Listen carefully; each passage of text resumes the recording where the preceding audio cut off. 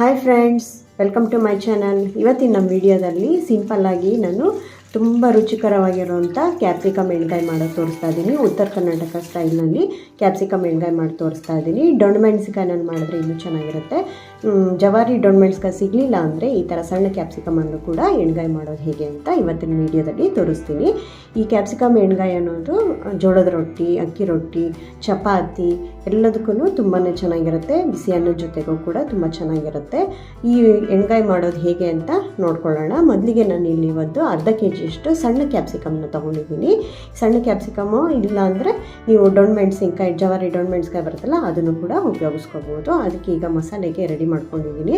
ಈರುಳ್ಳಿದ 1 ಗೆಡ್ಡೆ ಹಾಗೂ ಸಣ್ಣಗೆ ಹೆಚ್ಚಿರುವಂಥ ಈರುಳ್ಳಿ, ಶೇಂಗಾ ಬೀಜ, ಒಣ ಕೊಬ್ಬರಿ, ಗುರೆಳ್ಳು ಅಂದರೆ ಉಚ್ಚೆಳ್ಳು ಬರುತ್ತಲ್ಲ ಅದು ಕೂಡ ತೊಗೊಂಡಿದ್ದೀನಿ. ಹಾಗೆ ಖಾರಕ್ಕೆ ತಕ್ಕಾಗಿ ಹಸಿರು ಮೆಣಸಿನ್ಕಾಯಿ, ನಿಮಗೆ ಎಷ್ಟು ಖಾರಕ್ಕೆ ಬೇಕೋ ಅಷ್ಟು ಹಸಿರು ಮೆಣಸಿನ್ಕಾಯಿ, ಹಾಗೆ ಕೊತ್ತಂಬರಿ ಸೊಪ್ಪು, ಕರಿಬೇವಿನ ಸೊಪ್ಪು ಮತ್ತು 1 ಗೆಡ್ಡೆಯಷ್ಟು ಬೆಳ್ಳುಳ್ಳಿ, ಹಾಗೆ ರುಚಿಗೆ ತಕ್ಕಷ್ಟು ಉಪ್ಪು, ಸ್ವಲ್ಪ ಬೆಲ್ಲ, ಹಾಗೆ ನಲ್ಲಿಕಾಯಿ ಗಾತ್ರದಷ್ಟು ಹುಣಸೆಹಣ್ಣು ಇದಿಷ್ಟನ್ನು ತೊಗೊಂಡು ನಾನು ಮಸಾಲೆಯನ್ನು ರೆಡಿ ಮಾಡ್ಕೊಳ್ತೀನಿ. ಮೊದಲಿಗೆ ನಾವಿಲ್ಲಿ ಈ ಕ್ಯಾಪ್ಸಿಕಮ್ ಏನಿರುತ್ತಲ್ಲ ಸಣ್ಣ ಕ್ಯಾಪ್ಸಿಕಮ್ ಅದನ್ನು ಚೆನ್ನಾಗಿ ತೊಳೆದು ಒಳಗಡೆ ಇರೋವಂಥ ಬೀಜನ ತೆಗಿತಾ ಇದ್ದೀನಿ. ತುಂಬನೆಲ್ಲ ಸೈಡಲ್ಲಿ ಕಟ್ ಮಾಡಿಬಿಟ್ಟು ಒಳಗಡೆ ಇರೋವಂಥ ಬೀಜಗಳನ್ನೆಲ್ಲ ತೆಗಿಬೇಕು. ಬೀಜ ಇದ್ದರೆ ನಿಮಗೆ ಬಾಯಿಗೆ ಸಿಗುತ್ತೆ, ಅದು ಕರಿನಲ್ಲಿ ಚೆನ್ನಾಗಿ ಅನಿಸಲ್ಲ. ಹಾಗೆ ತುಂಬನೆಲ್ಲ ತೆಗೆದು ಅದನ್ನು ಸಪ್ರೇಟಾಗಿ ಎತ್ತಿಟ್ಕೋಬೇಕು. ಈಗ ನಾನು ಎಲ್ಲ ಕ್ಯಾಪ್ಸಿಕಮ್ನು ಈ ಥರ ತುಂಬೆಲ್ಲ ತೆಗೆದು ಒಳಗಡೆ ಇರೋಂಥ ಬೀಜನ ಸಪ್ರೇಟ್ ಮಾಡ್ತಾಯಿದ್ದೀನಿ. ಈ ಥರ ಮೆಣಸಿನ್ಕಾಯಿನ ಮಾಡೋದ್ರಿಂದ ರುಚಿನೂ ಬರುತ್ತೆ. ನಿಮಗೆ ಚಪಾತಿ ಜೊತೆಗೆ, ರೊಟ್ಟಿ ಜೊತೆಗೆಲ್ಲ ತುಂಬಾ ರುಚಿ ಇರುತ್ತೆ. ಜವಾರಿ ದೊಣ್ಣೆ ಮೆಣಸಿನ್ಕಾಯಿ ಸಿಕ್ಕಿದ್ರೆ ಅದು ಇನ್ನೂ ರುಚಿಯಾಗಿರುತ್ತೆ. ನೋಡಿ, ಈ ಥರ ಎಲ್ಲ ರೆಡಿ ಮಾಡ್ಕೊಂಡಿದ್ದೀನಿ. ಮೊದಲಿಗೆ ಕ್ಯಾಪ್ಸಿಕಮ್ನ ನಾವು ಫ್ರೈ ಮಾಡ್ಕೋಬೇಕು. ಹಾಗಾಗಿ ಒಂದು ಬಾಣಲಿನಲ್ಲಿ 4-5 ಟೇಬಲ್ ಸ್ಪೂನ್ ಅಷ್ಟು ಎಣ್ಣೆ ಹಾಕಿ, ಎಣ್ಣೆ ಕಾದ್ಮೇಲೆ ಈ ಕ್ಯಾಪ್ಸಿಕಮ್ ನಾವೇನು ಬೀಜ ಎಲ್ಲ ತೆಗೆದು ರೆಡಿ ಮಾಡ್ಕೊಂಡಿದ್ದೀವಲ್ಲ ಅದನ್ನು ಈ ಥರ ಇಟ್ಟು ಲೋ ಫ್ಲೇಮಲ್ಲೇ ಚೆನ್ನಾಗಿ ಫ್ರೈ ಮಾಡ್ಕೋಬೇಕು. ಕ್ಯಾಪ್ಸಿಕಮ್ನ ಎಣ್ಣೆಯಲ್ಲಿ ಚೆನ್ನಾಗಿ ಫ್ರೈ ಮಾಡಿಕೊಂಡು ನಂತರ ನಾವು ಅದಕ್ಕೆ ಮಸಾಲೆ ಹಾಕುವಂಥದ್ದು. ನೋಡಿ, ಈ ಥರ ಎಣ್ಣೆನಲ್ಲೇ ಚೆನ್ನಾಗಿ ಫ್ರೈ ಮಾಡಿಕೊಂಡ್ರೆ ರುಚಿ ತುಂಬ ಚೆನ್ನಾಗಿ ಬರುತ್ತೆ ಕ್ಯಾಪ್ಸಿಕಮ್ದು.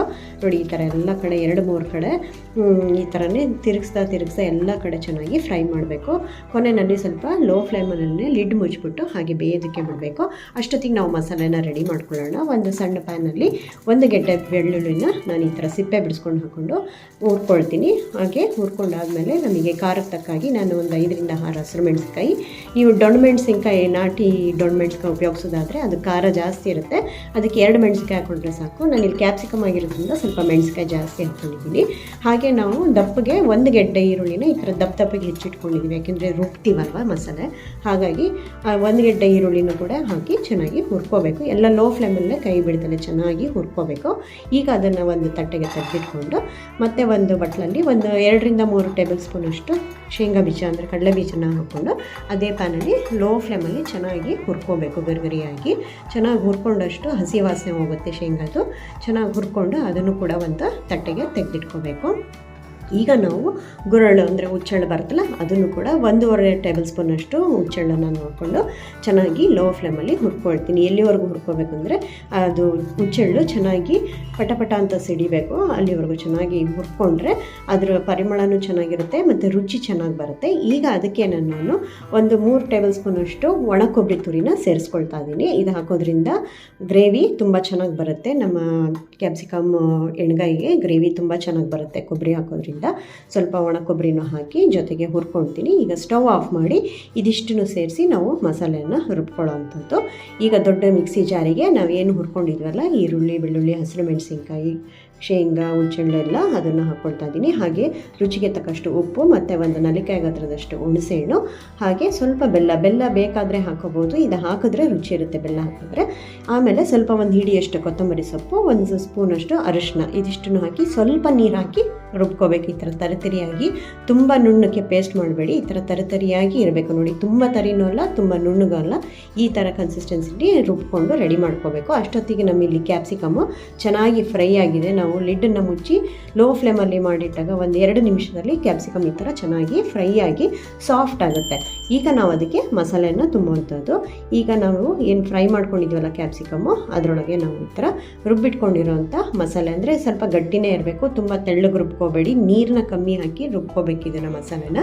ಈ ರುಬ್ಬಿರೋಂಥ ಮಸಾಲೆನೆಲ್ಲ ಚೆನ್ನಾಗಿ ಸ್ಟಫ್ ಮಾಡಿ ಕ್ಯಾಪ್ಸಿಕಮ್ ಒಳಗಡೆ ಈಗ ನಾವೆಲ್ಲದಕ್ಕೂ ತುಂಬಿಟ್ಟು ಆಮೇಲೆ ಮತ್ತೆ ನಾವು ಒಗ್ಗರಣೆ ಹಾಕಿ ಬೇಯಿಸುವಂಥದ್ದು. ಈಗ ಆಲ್ರೆಡಿ ಒಂದು 50% ಅಷ್ಟು ಕ್ಯಾಪ್ಸಿಕಮ್ಮು ಬೆಂದಿರುತ್ತೆ, ಸಾಫ್ಟಾಗಿರುತ್ತೆ, ಎಣ್ಣೆನಲ್ಲೇ ಫ್ರೈ ಆಗಿರುತ್ತಲ್ವ. ಈ ಥರ ಮಾಡೋದ್ರಿಂದ ರುಚಿ ತುಂಬ ಚೆನ್ನಾಗಿರುತ್ತೆ. ಹಾಗೆಯೇ ಮಸಾಲೆ ಹಾಕಿಬಿಟ್ರೆ ಹಸಿ ಇರುತ್ತೆ, ಕ್ಯಾಪ್ಸಿಕಮ್ದು ಹಸಿ ವಾಸನೆ ಹೋಗಿರಲ್ಲ. ಸೊ ಈ ಥರ ಫ್ರೈ ಮಾಡಿಕೊಂಡು ಸ್ಟಫ್ ಮಾಡಬೇಕು. ಈಗ ಅದೇ ಬಾಣಲಿಗೆ ಸ್ವಲ್ಪ ಎಣ್ಣೆ ಹಾಕ್ಕೊಂಡು 1 ಸ್ಪೂನಷ್ಟು ಎಣ್ಣೆ ಸಾಕು. ಈಗ ಅದು ಎಣ್ಣೆ ಕಾದ್ಮೇಲೆ 1 ಸ್ಪೂನ್ ಸಾಸಿವೆ, ಹಾಗೆ 1 ಗೆಡ್ಡೆ ಈರುಳ್ಳಿ ಈ ಥರ ಒಗ್ಗರಣೆಗೆ ಹೆಚ್ಚಿಟ್ಕೊಂಡಿರೋದು. ಆಮೇಲೆ ನಾನು ಕ್ಯಾಪ್ಸಿಕಮ್ಮು ತುಂಬನ ತೆಗೆದಾಗ ಸೈಡಲ್ಲೆಲ್ಲ ಇರುತ್ತಲ್ಲ ಎಡ್ಜಸ್, ಅದರಲ್ಲಿರೋವಂಥ ಕ್ಯಾಪ್ಸಿಕಮ್ ಕೂಡ ಅದನ್ನು ಕಟ್ ಮಾಡಿ ಹಾಕ್ಕೊಳ್ತಾ ಇದ್ದೀನಿ. ಈ ಥರ ಹಾಕೊಳ್ಳೋದ್ರಿಂದ ರುಚಿನೂ ಬರುತ್ತೆ, ಗ್ರೇವಿನೂ ಚೆನ್ನಾಗಾಗುತ್ತೆ. ಆಮೇಲೆ ಸ್ವಲ್ಪ ಕರ್ಬೇವಿನ ಸೊಪ್ಪು ಹಾಕ್ಕೊಂಡು ಚೆನ್ನಾಗಿ ಒಗ್ಗರಣೆ ಮಾಡಿ ಚೆನ್ನಾಗಿ ಒಂದು 50% ಅಷ್ಟು ಚೆನ್ನಾಗಿ ಹುರ್ಕೊಂಡ್ಮೇಲೆ, ಈರುಳ್ಳಿ ಕ್ಯಾಪ್ಸಿಕಮ್ ಎಲ್ಲ ಹುರ್ಕೊಂಡ್ಮೇಲೆ ನಾವು ಸ್ಟಫ್ ಮಾಡಿರೋ ಅಂಥ ಈ ಕ್ಯಾಪ್ಸಿಕಮ್ನ ಹಾಕ್ಕೊಂಡು ಇನ್ನೊಂದೆರಡು ಸತಿ ಚೆನ್ನಾಗಿ ಕೈ ಆಡ್ಕೋಬೇಕು. ಅಂದರೆ ಚೆನ್ನಾಗಿ ಹುರ್ಕೋಬೇಕೀಗ ಚೆನ್ನಾಗಿ ಈರುಳ್ಳಿ, ಕರ್ಬೇವಿನ ಸೊಪ್ಪು ಮತ್ತು ನಾವು ಹಾಕ್ಕೊಂಡಿರೋಂಥ ಕ್ಯಾಪ್ಸಿಕಮ್ ಪೀಸಸ್ ಅದೆಲ್ಲದ್ರ ಜೊತೆಗೆ ಚೆನ್ನಾಗಿ ಹುರ್ಕೊಂಡು ಸ್ವಲ್ಪ ತುಂಬಿರೋಂಥ ಮಸಾಲೆ ಹಸಿ ವಾಸನೆ ಹೋಗೋವರೆಗೂ ಚೆನ್ನಾಗಿ ಹುರ್ಕೊಂಡು, ಈಗ ನಾವು ಮಿಕ್ಸಿನಲ್ಲಿ ಸ್ವಲ್ಪ ಇನ್ನೂ ಮಸಾಲೆ ಉಳಿದಿತ್ತಲ್ಲ ಅದಕ್ಕೆ ಸ್ವಲ್ಪ ನೀರು ಹಾಕಿ, ಎಷ್ಟು ಒಂದು 1/4 ಲೋಟದಷ್ಟು ನೀರು ಹಾಕಿ ನಾವು ಈಗ ಬೇಯೋದಕ್ಕೆ ಬಿಡಬೇಕು. ಮುಂಚೆನೇ ನಾವು ಎಣ್ಣೆಯಲ್ಲಿ ಫ್ರೈ ಮಾಡಿರೋದ್ರಿಂದ ಕ್ಯಾಪ್ಸಿಕಮ್ ತುಂಬ ಚೆನ್ನಾಗಿ ಬೆಂದಿರುತ್ತೆ. ಈಗಿನ ಸ್ವಲ್ಪ ನೀರು ಹಾಕಿ ಚೆನ್ನಾಗಿ ಕುದಿಸ್ಕೋಬೇಕು ಅಷ್ಟೇ. ಮಸಾಲೆ ಎಲ್ಲ ಚೆನ್ನಾಗಿ ಹಸಿ ವಾಸನೆ ಹೋಗೋವರೆಗೂ ಚೆನ್ನಾಗಿ ಕುದಿಸ್ಕೋಬೇಕು.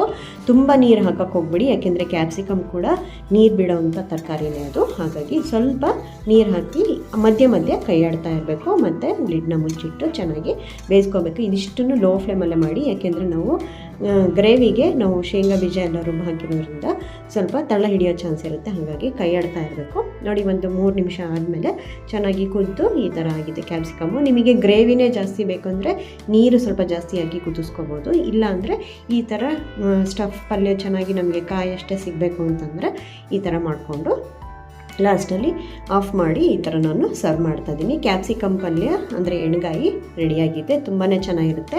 ನಿಮಗೆ ದೊಣ್ಣಮೆಣ್ಸಿನ್ಕಾಯಿ ನಾಟಿ ಸ್ಟೈಲ್ ದೊಣ್ಣಮೆಣ್ಸ್ಕಾಯಿ ಸಿಕ್ಕಿದ್ರೆ, ಅಂದರೆ ಜವಾರಿ ದೊಣ್ಣಮೆಣ್ಸ್ಕಾಯಿ ಸಿಕ್ಕಿದ್ರೆ ಸೇಮ್ ಮಸಾಲೆನೇ ಹಾಕಿ ಆ ಥರನೂ ಮಾಡ್ಬೋದು, ತುಂಬ ರುಚಿಯಾಗಿರುತ್ತೆ. ಇದು ಕೂಡ ರುಚಿ ತುಂಬ ಚೆನ್ನಾಗಾಗಿದೆ, ಗ್ರೇವಿ ಎಲ್ಲ ತುಂಬ ಚೆನ್ನಾಗಾಗಿದೆ.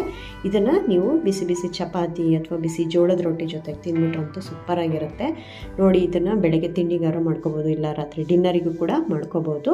ತುಂಬಾ ಚೆನ್ನಾಗಿರುತ್ತೆ. ಲಂಚ್ ಬಾಕ್ಸಿಗೂ ಕೂಡ ಹಾಕ್ಕೊಂಡು ಹೋಗ್ಬೋದು, ಎಲ್ಲರೂ ಇಷ್ಟಪಡ್ತಾರೆ. ಈ ವಿಡಿಯೋ ಇಷ್ಟ ಆಗಿದ್ದರೆ ಲೈಕ್ ಮಾಡಿ, ಶೇರ್ ಮಾಡಿ, ಮತ್ತು ಪಕ್ಕದಲ್ಲಿರೋ ಬೆಲ್ಲೈಕನ್ನ ಒತ್ತಿ, ಹಾಗೂ ನನ್ನ ಚಾನಲ್ನ ಸಬ್ಸ್ಕ್ರೈಬ್ ಮಾಡಿ. ಮತ್ತೆ ಮುಂದಿನ ವಿಡಿಯೋದಲ್ಲಿ ಸಿಗೋಣ.